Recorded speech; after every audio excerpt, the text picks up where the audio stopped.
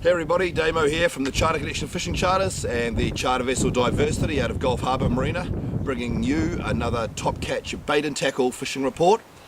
Today is September the 1st and it is the first day of spring. It's a typical New Zealand spring day. It's been beautiful, fine and sunny all morning, and now it's starting to cloud over. It looks like it might even rain later on. So conditions in the Gulf for the last couple of days have been pretty average. We've had sort of easterlies and northeast just sort of coming around from the north now, up to about sort of 25-30 knots, and to be quite honest with you, a little bit grubby when this bigger tide's been running. So in my last report, you would have, if you listened. If you didn't, that's your loss. In my last report I mentioned how I thought that the moon and the bigger tides, which coincidentally sort of happened about the same time most of the time, and the easterly onshore conditions would help the fishing.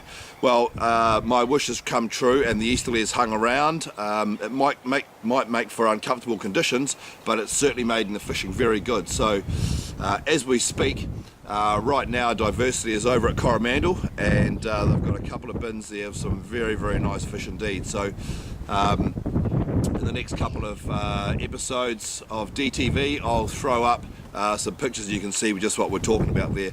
We've really focused on chasing down those quality fish where we can, when the conditions allow us, and when they can't allow us, we've been stuck inshore. Like yesterday, it was just too breezy to head out wide, and we ended up hanging around the noises, and to be quite honest, it wasn't terribly exciting. So when we can get wide, that's the place you want to be.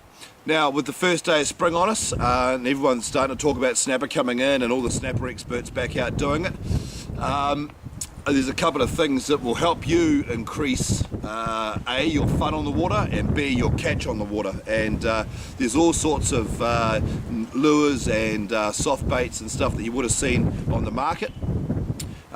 Some of the new stuff that's coming out is pretty cool, and some of the stuff that was out last year and the year before is also pretty cool too, but we've also got a lot better at using it. So I'm just going to give you a couple of tips. The first thing I'm going to talk about is the Shimano bottom ship jig. I particularly like this particular lure for a number of reasons. I'm not one that gets caught up on colour so much. I'm more of a contrast sort of person. So as you can see here with the holographic shine down the side and then the shiny chrome across the top, there's a lot of change in contrast there. Also, this lure has been designed and cut so that it has the effect in the water as it goes down of doing this. So as you can imagine with these particular fins here, it would do that in the water. It would flush as it comes down. They also come in quite a good weight as well. So this one here is a 240 gram, and this is what we would use in somewhere like a fast drift in the Colville channel with maybe say 15 to 20 pound braid, and run maybe a 30 pound fluorocarbon leader with it. Now with the bottom ship jigs, they're very, very easy to fish. Hit the tie off point is here. This rear point is not a tie off point. I'm going to show you what that's for shortly, or what I use it for anyway. The technique for using these is very simple. They're more of a mechanical jig technique. So if you imagine kingfish jigging, where you're winding the whole time and trying to get that jig to do this through the water column, try and imagine doing that a lot slower with these jigs. So it's a slower wind, a little lift, and a slower wind and a little lift, and so on and so forth. I do that about 10 times because I can only count to 10 without looking down, and that seems to work a treat. Now the other thing I like about these is they've upgraded the hooks. The previous hooks weren't really an issue, to be honest. There were a few breakages here and there, but you know, you get that with a lot of products. They've upgraded the hook. Here's the hook size now. It is certainly a lot more grunty. It's also a very nice shaped hook too. You can see I'm a great fan of a hook that turns back down on itself like so. I think this makes for a better hookup. There's conflicting thoughts on that, and I'm not going to get into that, but I think this is a pretty good hook and well matched to this size jig at 240 grams. The skirts, of course, are interchangeable. Now, this is what I like about these. If you're a bit of a heavy-handed and aggressive fisherman like myself, you can tweak these so that you can use them with more of aggressive fishing action. So if you need a bit more action out of your lure, the bites aren't happening, you may be fishing some harder ground where you don't want the lure to be on the bottom so much, say in kelpy areas where you don't want to get hung up or caught up, then what I do is I hook the line through. I'm just going to pull the skirt down so you can see. I hook the line through the rear point of the lure, and that holds it nice and flat, so that when that skirt is hard up on the stopper knot, like so, it allows you to fish that lure with a much more aggressive action, as you would with, say, a knife jig or something like that. So that's your Shimano bottom ship. Again, I brought the pink one down because the pink is basically my go-to colour for snapper fishing. Pink and pilchard would be my two favourite colours, and this is your perfect examples here. Keep these in mind the next time you're in your tackle store. The other one I particularly like is the Lucanus, and again from Shimano. They're pretty easy to rig, same sort of setup as these, just run a lighter braid. I prefer sort of 10 to 15 pound braid for snapper, even lighter in some cases.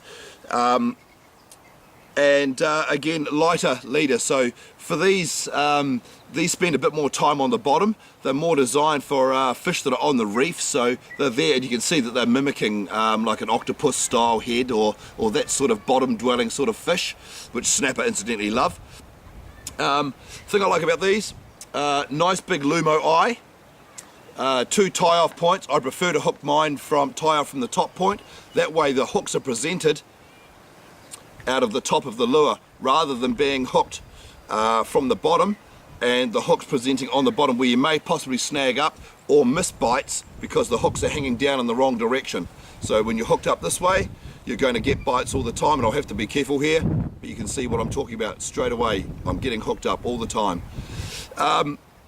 The tassels on the end, or the skirts, are replaceable. Very simple system. Drop it on, drop it off. You can change colours, easy peasy. Slightly different technique. They spend longer on the bottom, so I tend to sort of drag and twitch, or what I call the two-step, which is 1-2 twitch, 1-2 twitch, and I get my fish that way. Very handy little lure to have, along with the bottom ship. Couple of things for you to try in the spring. Now, what's been happening is over at the Noisies there's a lot more bait starting to show up. So the bait is like the easterly and the northeasterly has started to push that bait inside the islands. There's been gannets diving, whales and dolphins around the Noisies, dolphins inside the Noisies in between Waiheke and Motatapu. There hasn't been a great deal of snapper in there. The workups have been short and sporadic, and also quite widespread too. So the bait's well spread out. There's not a lot of predators that need to round it up just yet. It will come on, and it will come on pretty quickly. I predict probably by the time this breeze goes, there'll be some good fishing over that way. Out around the ahas, and a line from the ahas through to the happy jacks, there's been the same sort of thing, but a lot of Kawau boil-ups on the surface. If you're after the Kawau, then I recommend just casting very small pale grubs or minnows in there, and or just flicking a bait and seeing how you go with those. They are feeding on white bait. They are feeding on a very small fish, so you're not going to need a hell of a lot. The old Bic pen lure is a classic for that, so you can rig one of those and chuck it in. If you're after the snapper, then certainly spend a bit of time there, because there are some snapper underneath. They're not the biggest fish, they're sort of your 30 to 40 centimetre fish.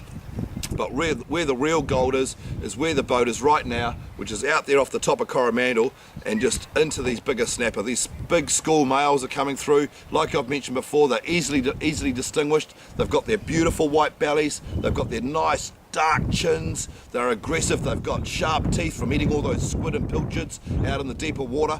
And they've got razorback fins. So keep an eye out for them. There's a mixture of male and female fish coming through, the hens and the roosters, if you like, and but at the moment it's these big males that are coming through, and it's really good and quite exciting fishing when you get on, and especially when you get on hooked up to something like these little babies here. Give that a go. In the series that we're doing at the moment, there is going to be a few more tackle tips coming up and various bits of products as spring progresses, and we'll get you clued up on how to use all this stuff to your very best advantage, how we use it too, because we're using it sort of 300 days a year, so If we haven't learnt by now, then we probably never will, even if I am a slow learner. And that's about it for me this week. Enjoy your time out there, play safe, and make sure you stop in and see us at Diversity-Fishing on Facebook, and also on our website at www.charterconnection.co.nz. Pop in and see Top Catch, topcatch.co.nz, or pop into your local Top Catch store and check out the guys there.